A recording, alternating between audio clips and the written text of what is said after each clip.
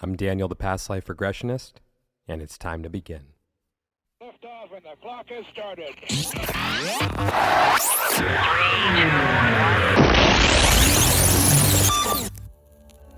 This is Timeless Spirituality.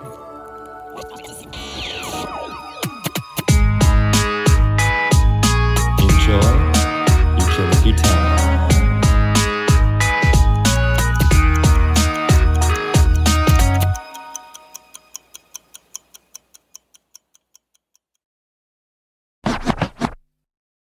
Hey everyone, welcome back for a brand new episode of Timeless Spirituality. Today's episode is all about the Expanse method, so if you guys are curious and want to give it a try, you can go ahead and book over at my website, thepastliferegressionist.com. And now, it's time to begin. Rebecca, welcome to the show. How are you doing today? Oh, Daniel, I'm doing well. Thank you so much for having me today. I'm really excited to be connecting with you again after our very powerful session.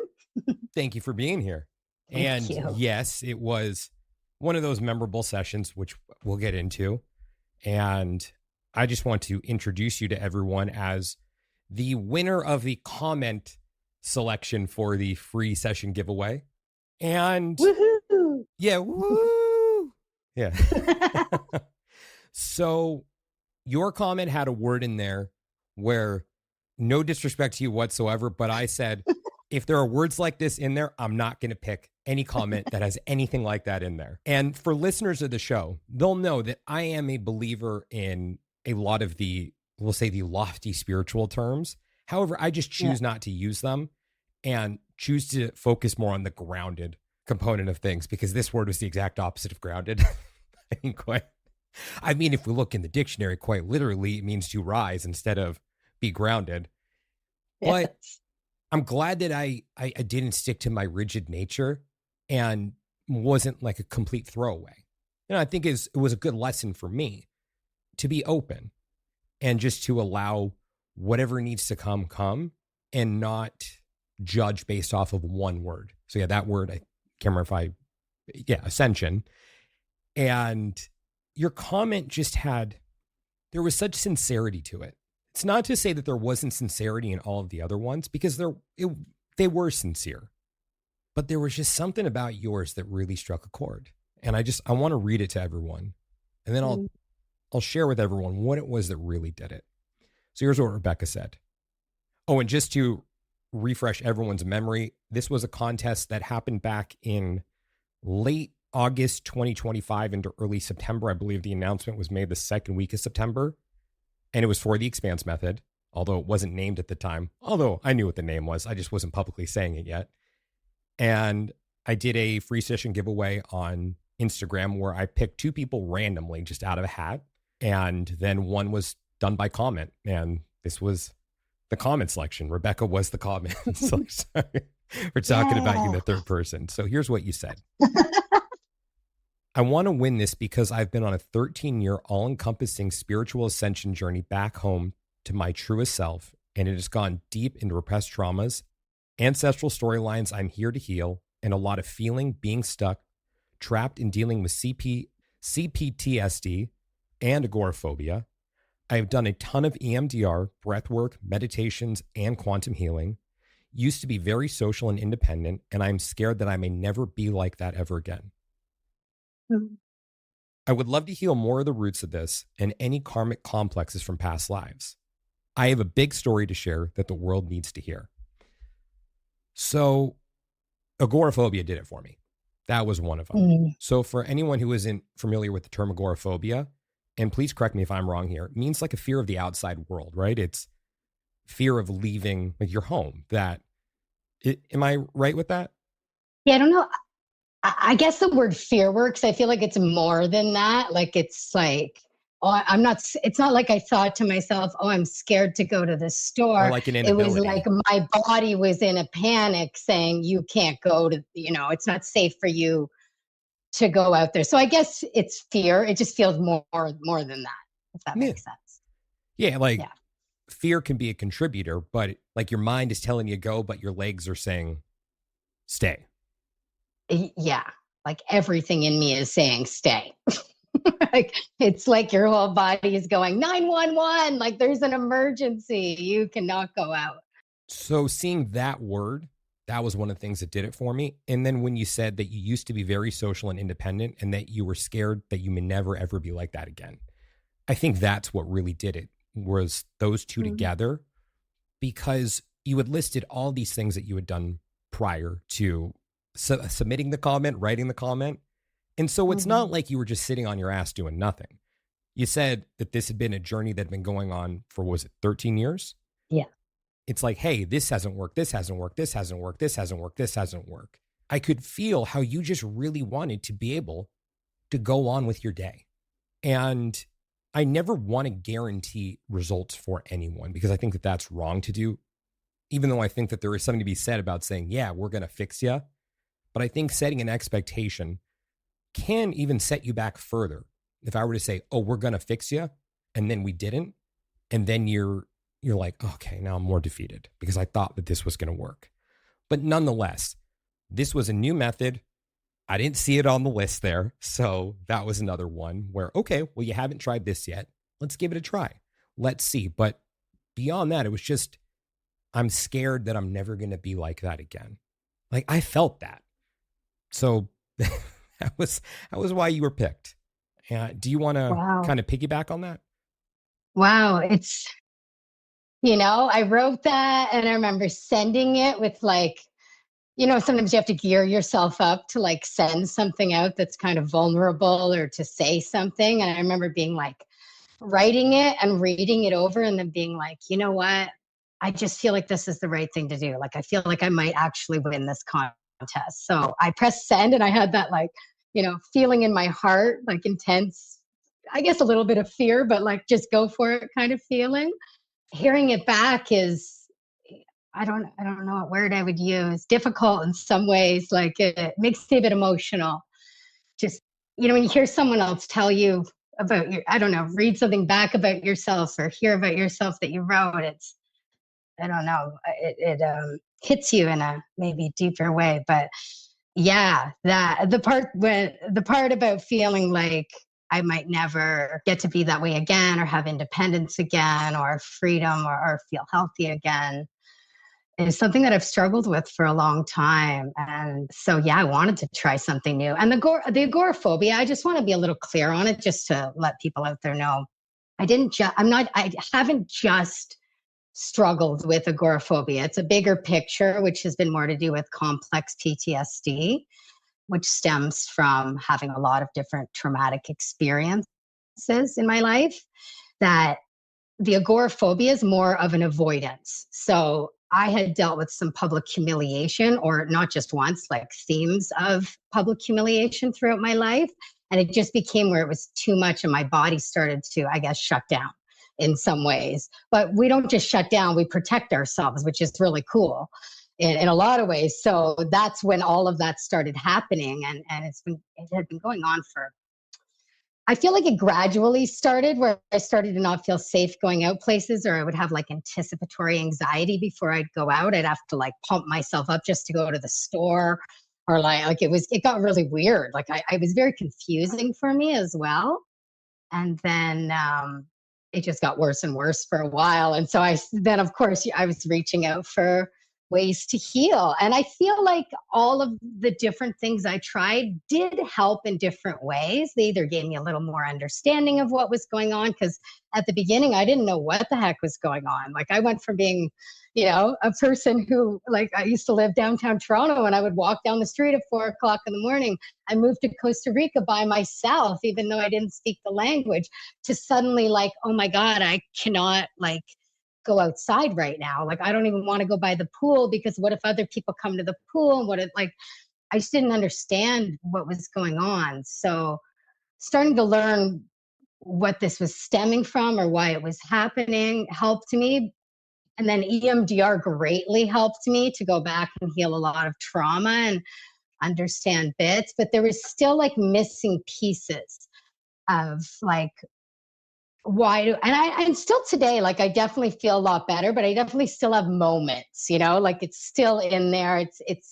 I guess as being human, we get used to certain ways of being as well. So even though I used to be super independent, then I just spent a lot of years being a hermit. And now I'm kind of like comfortable being a hermit, even though I want to be out and about more, you know? So it's been really interesting. But the past life regression, I mean, I've done different karmic complex healing, EMDR, lots of breath work, yoga, meditations, you know, all kinds, sound healing. I don't know, you name it. I live in Costa Rica, so there's a lot of healing options down here. So I've tried a lot of things, and I've been following you for a while, by the way, on Instagram, because I'm interested in past life regression, and I had dabbled in it. I'd done one session with like a practitioner, and then I'd done some just like YouTube videos that are online by myself, like meditation style, and I got a lot out of both of those as well. But the session I did with you was, you know, a whole nother ball game, I think. Well, you faced some shit. So I'll say Yep. that it was one of those where, like, huh, yeah, she's handling this well. So, I've had practice, right? unfortunately. She's handling this really, really well. So, Wow. relatively speaking, I guess you could say, it's not like you were laughing and chuckling the whole time. I don't want to give anyone that picture, but where it was like you did not shy away from discomfort. Yeah. Where even when presented with the option of, do you want to look at this? You're like, uh-huh. So that is how I responded, right? Yeah, now I can hear myself just being like, uh-huh. Like it's kind of like I feel like when I was in the session, it's like my personality is so dulled down to like you're not going to get me laughing and being like this, for example. But I do remember like answering with just like, uh-huh. Like I wasn't even like, yes, no. It was just like, like that kind of internal response coming out. Does that make sense? Yeah. And you did it. So hats off. I know I'm not wearing one right now, but but I got one right next to me. So there we go. Hats off. Oh, there you go. Hats off. Thank you. I know no one else can see that. So what came up for you? I mean, it was a really cool journey, and what was cool about it for me, especially, is again, I said I've done a lot of work. I've been diving into this healing world and my subconscious mind and my shadows for a lot of years. So maybe that's why I wasn't shying away from it as much. And more ready to handle it and face it. I feel like I've been facing it layer by layer, and this just allowed me to see like the bigger picture of all those layers. And so I don't know if it means someone would have to do all the work I've done in order to experience that. I just hadn't done your type of session before, right? So it gave me this bigger picture. But yeah, I mean, first of all, actually, can I jump in really quick on that one? Yeah. So I don't believe someone has to have done the level of work that you've done so far in order to do it. However, I think in order to get the most out of the session, you got to be willing to come in and feel super uncomfortable. I still think you'll be able to get something out of it, even if you were to make the choice to say, no, I don't want to look at that, and we looked somewhere else. I think you would still get something out of it. But I think what was presented was exactly what you needed to see and to confront. Yeah. And you made the choice to do it. So I still think, you'll get something out of it, but I don't think you need to, I don't think you need to have been doing this for over a decade and doing shadow work for over a decade and that deep work. I just think you need to be willing to feel super uncomfortable and not see yourself surrounded by a field of lilies and like you're floating on a cloud of light. It can happen, but the Expanse method is not meant to make you feel good. But my opinion is that the true healing happens through discomfort. I think that you can have a profound experience and feel comfortable, but I think the deep healing happens when you're uncomfortable. That's my philosophy behind it. But I hand the floor back over to you, Rebecca. No, I agree with you 100%. And because I have had a lot of different experiences, I do. I think you have to be open to it. And I was open to this and I was really excited for it. And I knew it was probably going to be difficult. I've already done a lot of diving into my ancestral patterns that have been passed down to me, as well as my own traumas and my own shadows.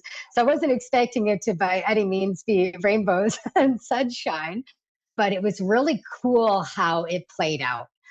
Like, first of all, my comfort level with you instantly was there. And I'm not like that with everybody. Like, when I decide I'm comfortable with someone, I am like as open as I can be, but it might take me a long time to get there with most people. So it was wonderful to me. I mean, I know I've watched you on Instagram, so I kind of felt like I knew you, but not really. But you just made me feel really comfortable. So that was wonderful to kind of set the stage for the work we were about to do. And then your voice was, so relaxing for me. And I'll be honest, I felt like I knew you. So maybe we do have a past life connection as well. Who knows? Wouldn't surprise me. It wouldn't surprise me either. It very much just for me having that comfort level right away, especially through a screen, is not that normal for me. So that's why I felt like, I feel like, and your voice, it just felt all very familiar. So as you were guiding me into it, I feel like I dropped in really quickly, like quite deep. And then I was on this interesting journey that, I definitely could not have imagined. I don't know if I still remember all of it, but the beginning, I feel like it took me a little bit to like figure out where I was and what was going on. And then I feel like we just dropped into it. Like I had been kidnapped, and I don't think we went into like years or anything like that, right? We just kind of went into like I was in a scene and where was I? And I was explaining what was around me. And that was when I realized like, I'm not, I think at first when I dropped in, it felt kind of like, la, la, la. Oh, I'm like, by a river, and this is beautiful around here. And I love trees.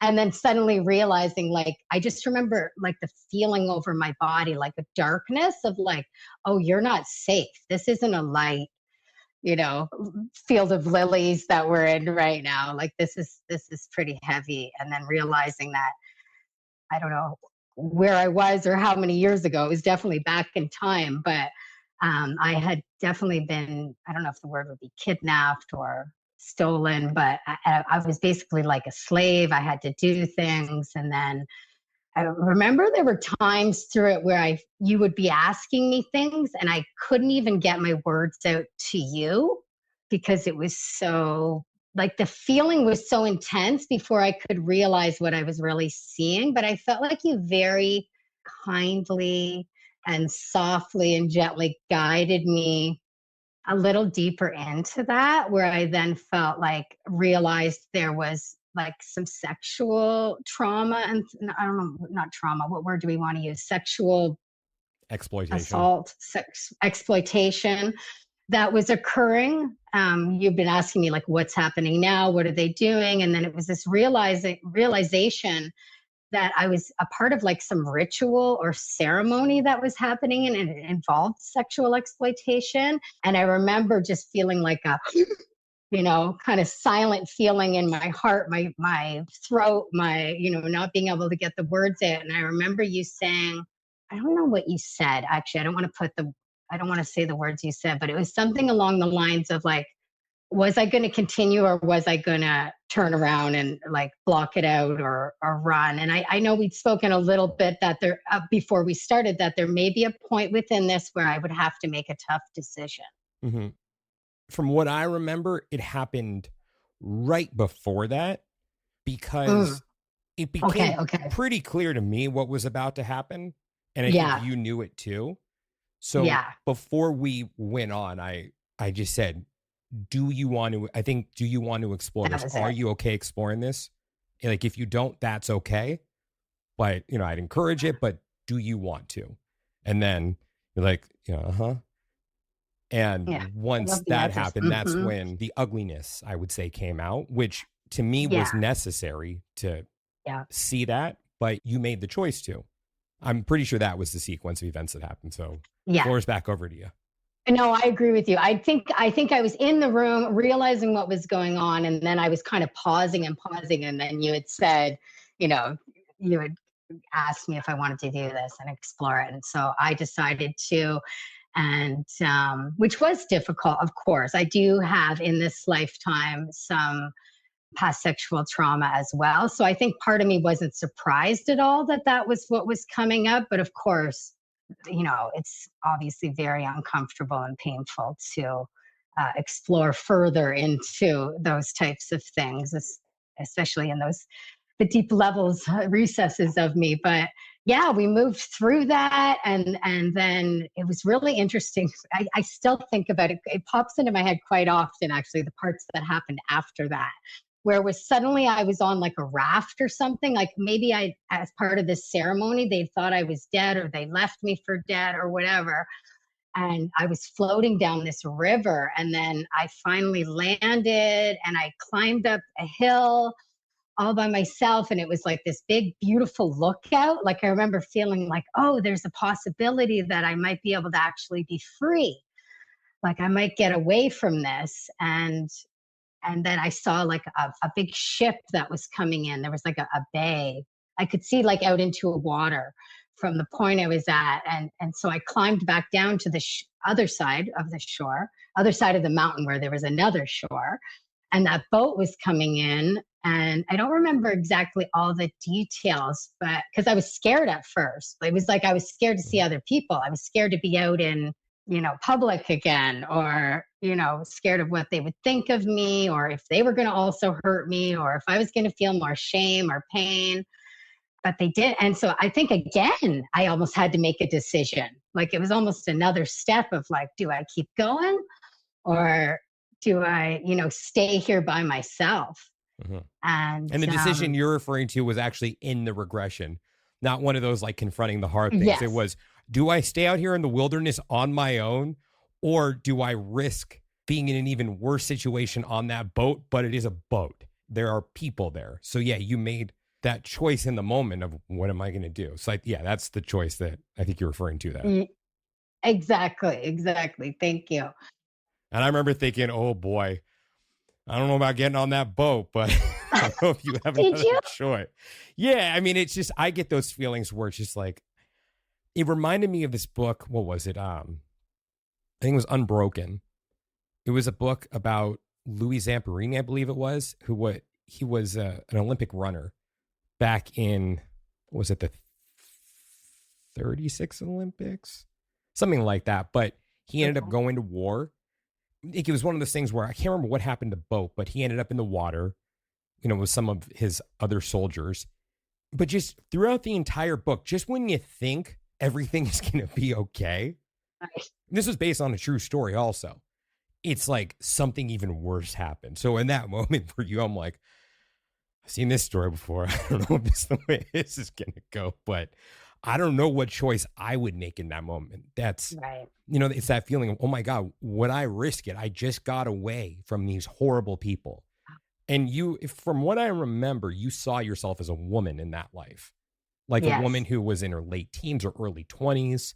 Yes. Something like that. And I'm like, okay, you were a sexual object with the other people you're with. What if that's a boat of all men? And even if there are good ones on there, what if there are some bad ones on there? And so that was where I'm like, oh boy, I don't know what I would do in that moment, but yeah. Yeah. Oh, that's great hearing your take on it, because I remember also feeling like, okay, I came down, I got away from these people. I climbed this mountain. There's this, I have this big view now, and there's the boat, and I'm going to go down to the shore. Now, what am I going to do? Who's on the boat? But then something in me was just like, I mean, you came this far. You might as well keep going. Mm-hmm. I think was how I just was, I'm going to risk it. I think there was a part of me that thought, you know what, if I got away from that and this is bad, then I'll be able to get away from this too. There was just a bit of some belief in myself there, I guess. I don't know if that was naive or not. I feel like it kind of replicates my life of things I've gone through, that I keep getting through them, but hoping there's not another one coming. But this one was different. It was different. They helped me on that boat. They did help me. Mhm. And they took me to where there was like it was really cool. It was like a community gathering or something going on. Like we were on the boat for a while and then we docked and they took me to some community gathering and I was on stage. Do you remember why I was on stage? I believe someone was trying to help you Yeah. Oh, that's get right. noticed or something like that, right? Yeah. They brought me out to see if anyone knew me, and someone did know me. Someone in my family, like a family friend Mhm. or somebody was in the crowd and they recognized me. And everyone, apparently, everyone in my family had thought I was dead. So she was very like, or the person, I think it was a she in my memory, Mhm. I was remember being a woman. surprised that Yeah. I was alive and was quite in shock to see me. So then did they take me to my family then? Yeah, from what I Yeah, remember, they okay. I did. remember Yeah. being in like a carriage. I was in like a carriage and like an old school kind of, horse-drawn kind of carriage, bumping along and kind of being in shock. I think I was in shock the whole time. That's how I remember feeling like, what do you mean you're bringing me to my family? Like, are they still alive? What are they going to think of me? Are they going to be ashamed by what's happened to me, that sort of thing. But we got there. Wow, did it ever surprise me? All of a sudden, I was welcomed by, I think, my parents at first, or my closest family. But then there was like a huge party gathering function going on and I was getting prepped like they were doing my hair and my makeup and my outfit and getting me all ready and then these doors opened and I stepped out onto this like balcony with my family and I was like up high looking down at my whole community and town and being welcomed there and but wait, was it my wedding? I opened the door and suddenly it was or was it my family introduced? I feel like I'm mixing something up here. I can't remember if there was one or two things that happened, but I remember your Maybe they family were was, together. yeah, was really happy to see you, and there was some kind of welcome back celebration.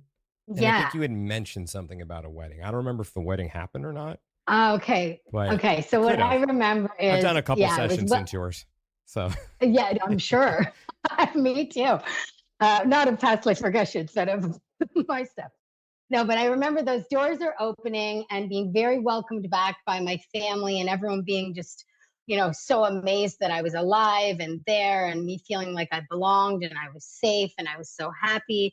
And then realizing I was at my wedding and I was actually getting to marry, I think he was a childhood family friend who our families had always planned for us to marry and we were like best friends.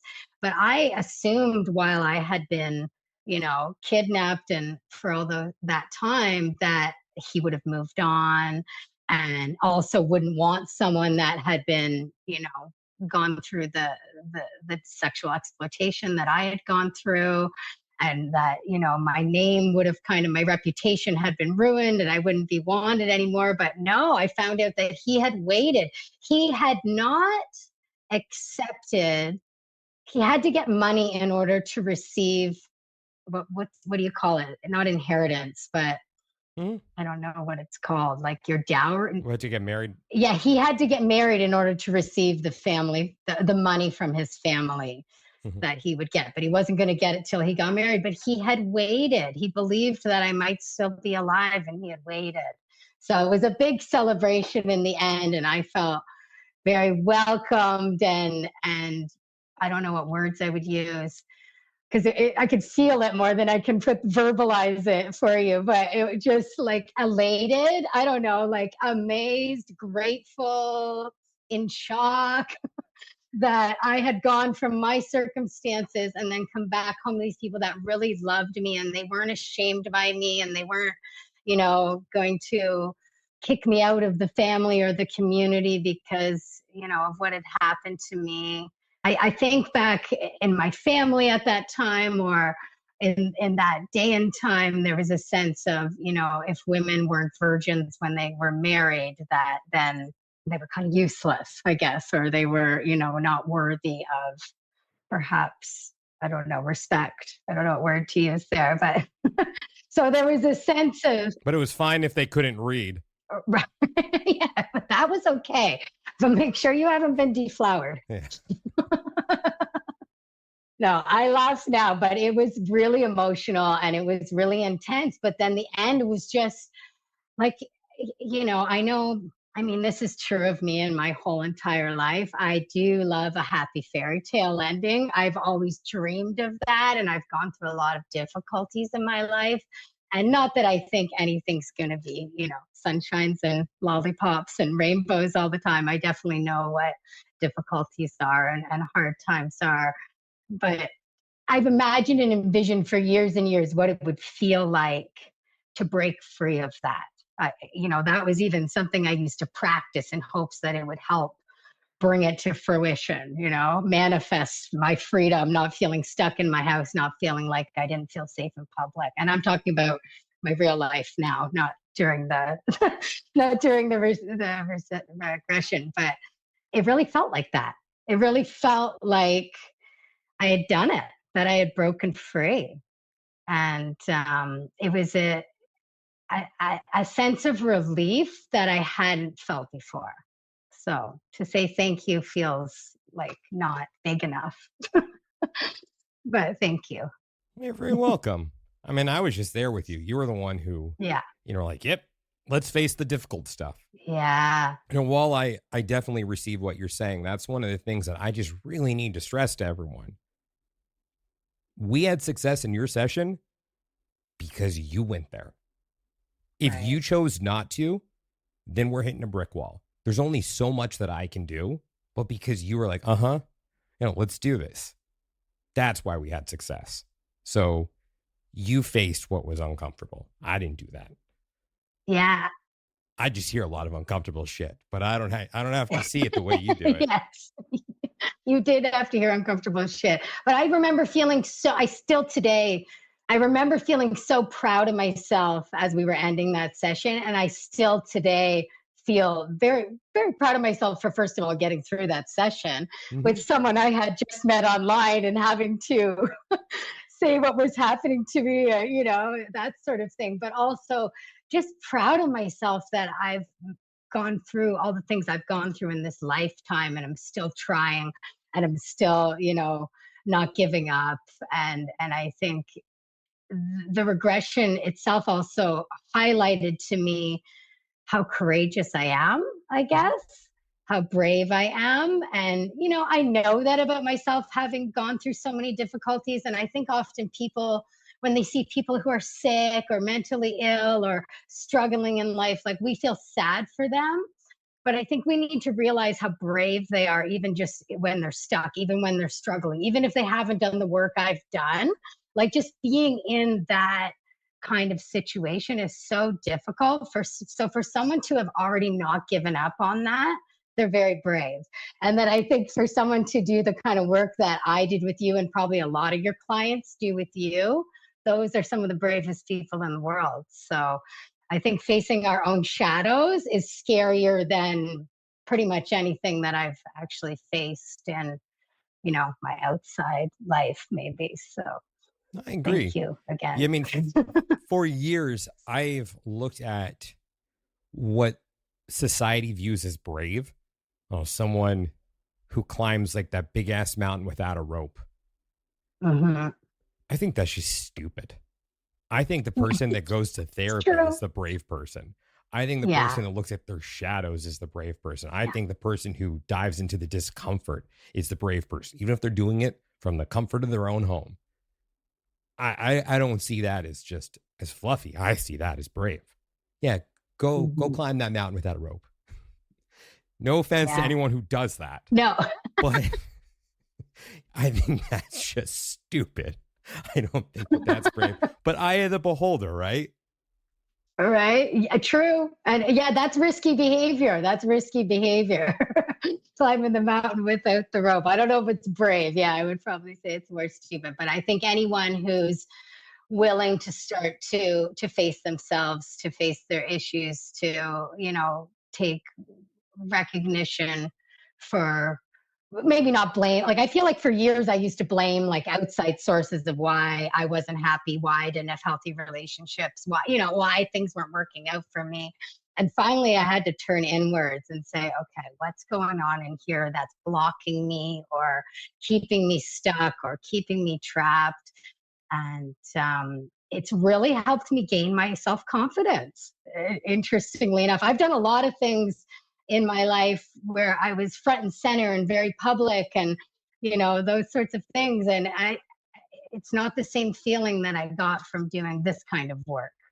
Like, there's something to be said for facing your biggest difficulties and kind of getting through them, or even just trying, I think.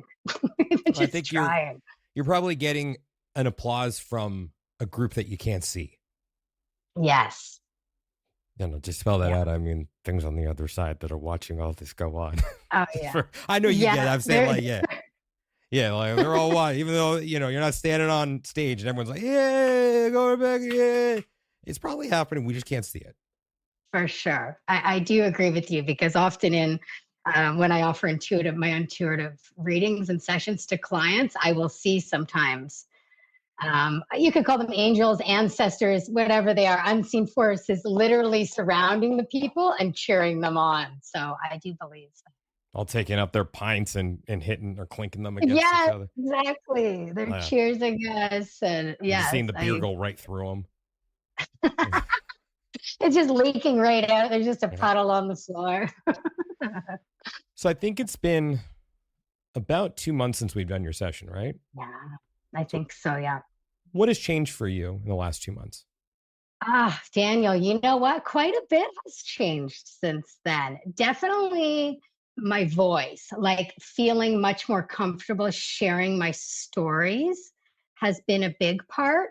And I'm trying to remember, actually, there was something during our session about me speaking up and using my voice. I can't remember exactly what it was, but it doesn't really matter. I just remember that it was safe for me to now, share what had happened to me or share my past. And that's what I've been doing. The last few months, I started writing a lot more of my stories. I always knew I had a book in me. Thank you.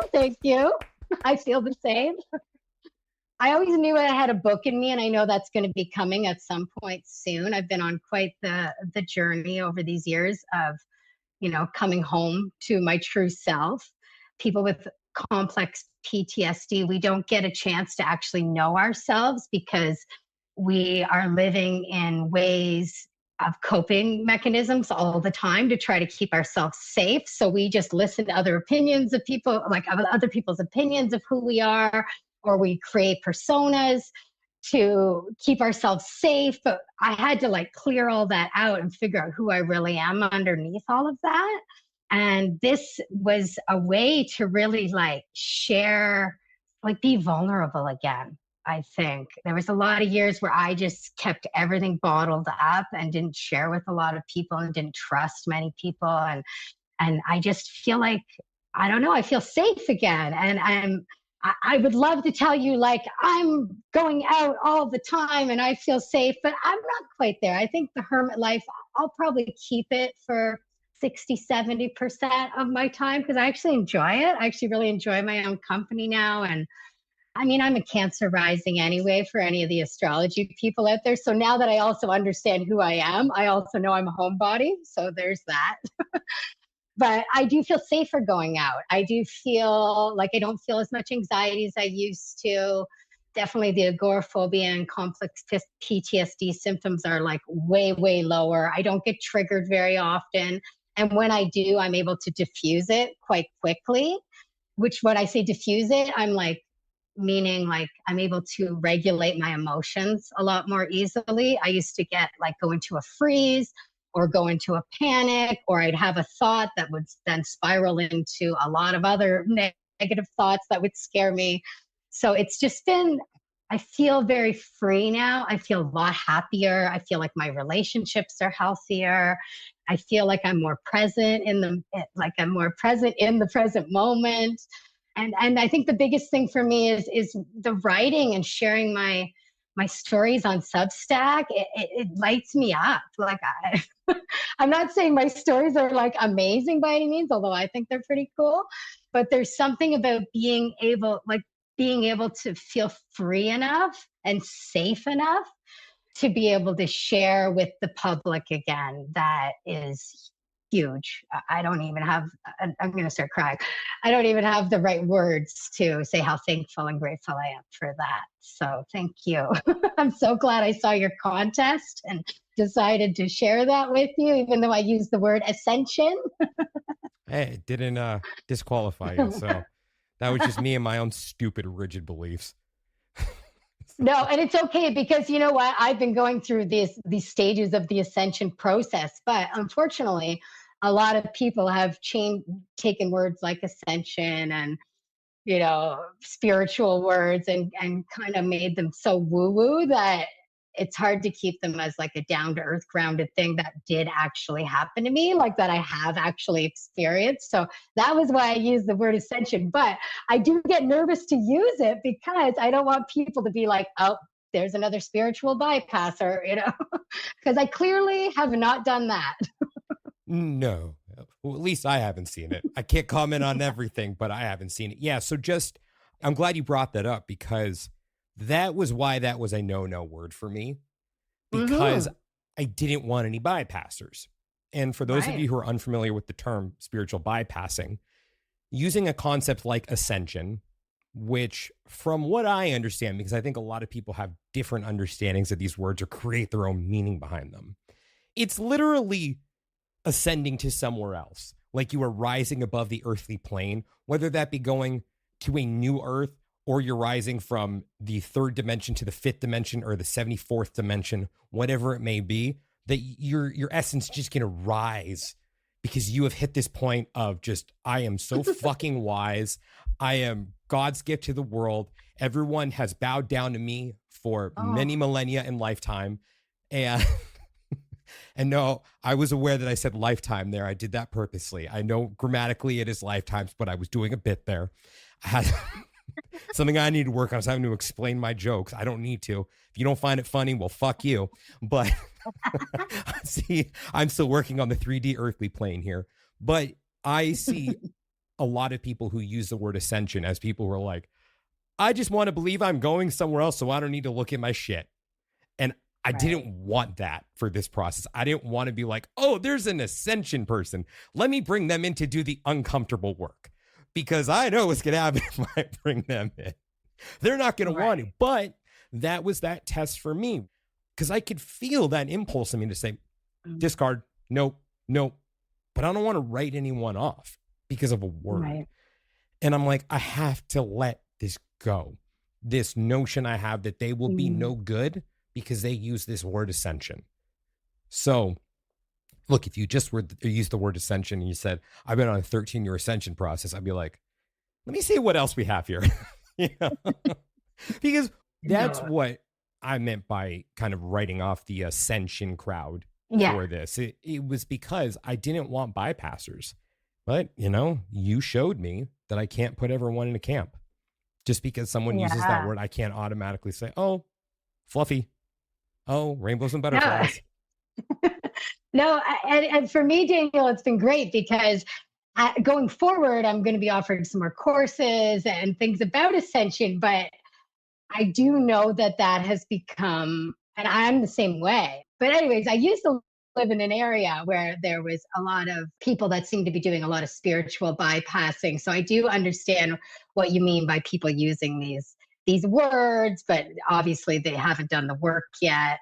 But I really have gone through these things. So I don't know I just feel like I'll attract the right people. Like, I feel like if I can keep it down to earth, which has always been my thing, and share it that way, that, you know, it'll attract the right people, because I think the people doing the work, I feel like there is a stage at the beginning where people do think, oh, I'm going through something spiritual. And so maybe there's just angels and sound healing bowls and, I don't know, happy things that are happening. And then I think then there's a plunge point where they start to do the work. And that, I guess, is where some people will stop and not do it, and others will maybe continue. So after getting to know you, you do you keep using whatever words you want to use. Okay. I think what would have worked there also is I've been on a 13-year journey of healing or something like that. That's true. Because yeah. I think, and still, please correct me if I'm wrong, that's what the ascension process is to you. Oh, yeah. Right? It's a journey of healing. Yeah. It's not just, oh, take me away from this place. It's, oh, let me heal while I'm in this place. No, I've been disassociating for years. I've been trying to do all kinds of different things to get away from this place. This actually made me come back home. And when we say healing, like there's so many different ways to heal, but when I would describe it is I had to peel back every layer of myself and decide what I was keeping, what was real, what actually resonated with me in terms of my beliefs, who I am, what I'm comfortable with, how I act, my habits, my behaviors, like what did I pick up from other people? What did my culture teach me that doesn't resonate with me? Those sorts of things. And as I peeled back all these layers, I also got deep into those shadows, which you have helped me work further through.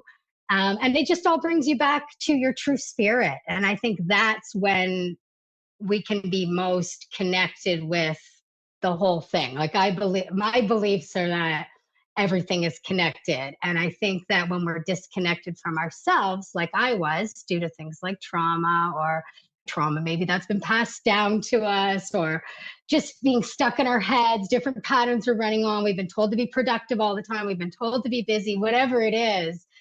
It's distracting us, right? I had a lot of distractions going on, and I found ways to distract myself. And I think most people find ways to distract themselves because sometimes when we're quiet or still, we don't feel comfortable. There's probably something inside us that wants us to take a look at it. It's like, please help me. Please stop ignoring me.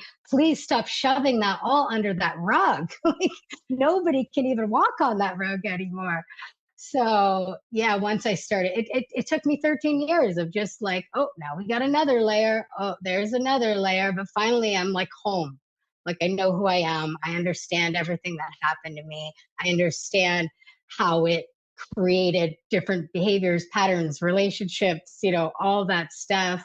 And then I also got this awesome opportunity to learn a lot about spirituality and create my own beliefs on it and try cool things like past life regressions. And I'm so grateful for all those opportunities. So as difficult as it's all been, and as it's scary as it might be for people that are, thinking like, oh, maybe I should do that, but oh God, I don't want to feel pain, or I don't want to have, you just got to push through it. Like it really, though, the pain that you're feeling isn't actually happening right now. It's already happened. And once I kind of realized that, I wasn't as scared to start facing it more, because it still doesn't feel good in the moment. Like you feel it again, but it's not actually happening again. And so that I had to really get clear with myself on that. And then it was like, okay, now I can be braver and every time I would do a layer, by the way, as well, clear a layer, heal a layer, I would just feel lighter. It was like I was, if I had a big backpack on that was like weighing me down full of stuff, it was like I got to keep lightening my load. And now I just feel a lot lighter. Oh my God. Well, I have a lot of respect for you. And thank you. I think it was really cool that even with what you just said right there, where you were able to say like, yep, I was disassociating. I think being able to look at yourself objectively like that is very, very admirable. Mm. And I think that is part of the process, is acknowledging, oh, I was doing that. That's why I did it. I did it. I may have thought it was the right thing at the time, but oh, that's what I was doing.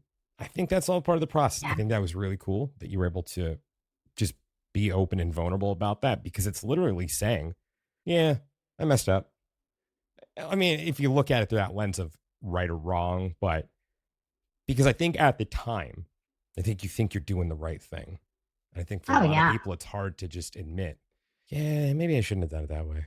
Maybe that was the wrong way to go about Yeah. it. But, Right. having compassion for yourself, that's where I was at the time. I could have done better, but hey, at least I know Yeah. now, and I'll kick myself if I do it again, because now I do know Right. better. Yeah.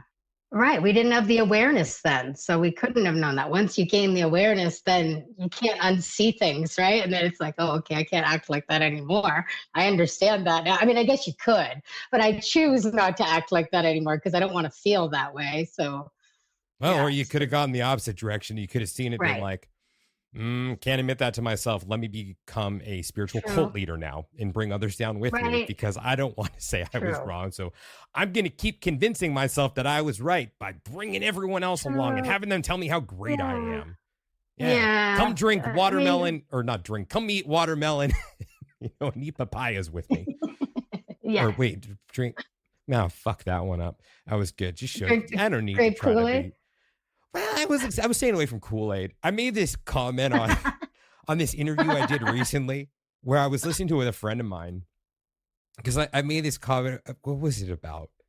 Like a fad of the week, a spiritual fad of the week, about people Mhm. thinking that they're, I think, what was it? It was good delivery. I was pretty proud of it. About the, ascending because they eat watermelon and peaches or Right. something like that. My Yeah. friend's like, is that really a thing? I'm like, I don't know. It could be. Uh, If it's not now, it It could be could next be. week. Who knows Who what knows? someone will come up with at this point. It's true, yeah. right? Everyone's going to be drinking pee next. It's over. Did you say drinking pee next? That'll be the next fad. I think people already do that. I think it is a thing that happens, actually. Yes, that's No, a fad that I've seen. I'm not trying that one. I'll try a lot of things, but that's not on my list. Jesus, I swear, it just God, gets, no. it just gets worse and worse and worse sometimes. What is next? I know. I think Yeah. that one is worse than peaches and watermelon. But Yeah. does it have obviously, but even medicinal that- benefits? I don't know. I haven't done the research, but I could think of other things Yeah. I'd rather drink besides piss. Yeah. You think? So on that note, where can everyone find you and reach you? What's your Substack? Anyone wants to reach out to, where can they find you? Yeah, they can check me out. I have daily intuitive offerings and tarot card readings on my Instagram at Trust The Effing Process.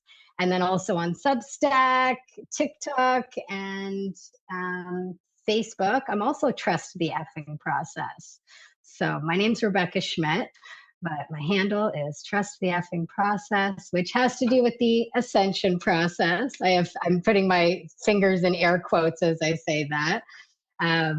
Because, and I call it the effing process because it's frustrating. I was shown pretty, yes, thank you. Yeah, I was shown pretty early on in my journey that, like, I knew something was going on. Obviously, my life was different. I felt different. What the hell is happening? And then I started to realize that, okay, I'm doing this healing. Like I'm diving inwards here. And then I started seeing videos and things about the ascension process. And as cheesy as it sounded, I was also like, this actually resonates with what's happening to me in my life right now. But the thing is like, I didn't want to be doing that. I wanted to be traveling. I had just moved to Costa Rica. I wanted to feel good. I wanted to, do all these things. And that's not what was happening. Like I was having to do the work.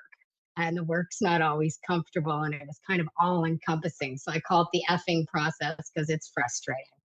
And I had to keep trying to trust it. Like, okay, there's actually, like, I'm going to feel better one of these days. It's going to bring me, but it did. It brought me to myself. It helped me understand who I am. And it brought me to you.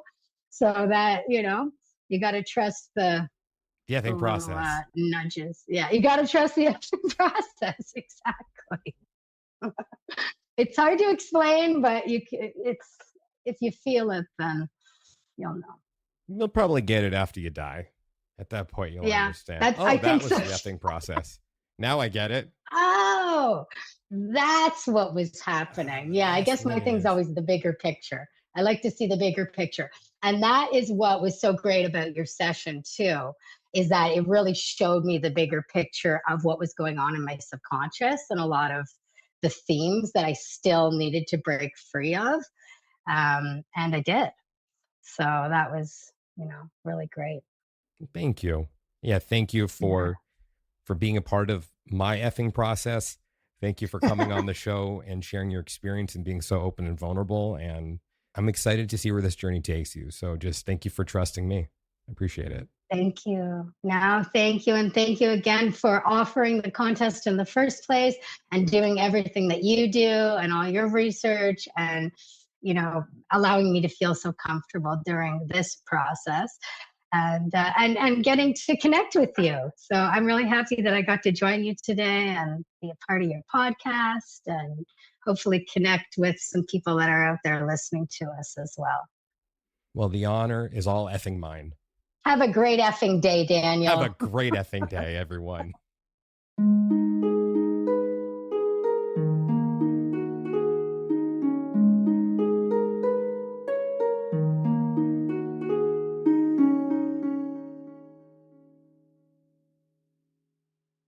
Fellow time travelers, your journey through time awaits you. Just want to thank you guys so much for listening to today's episode. And if you're interested in discovering who, when, and where you have been throughout time, and you'd like to book a session with me, just go ahead and send me a message on Instagram at The Past Life Regressionist, or you can reach me through my website, yourpastliferegressionist.com.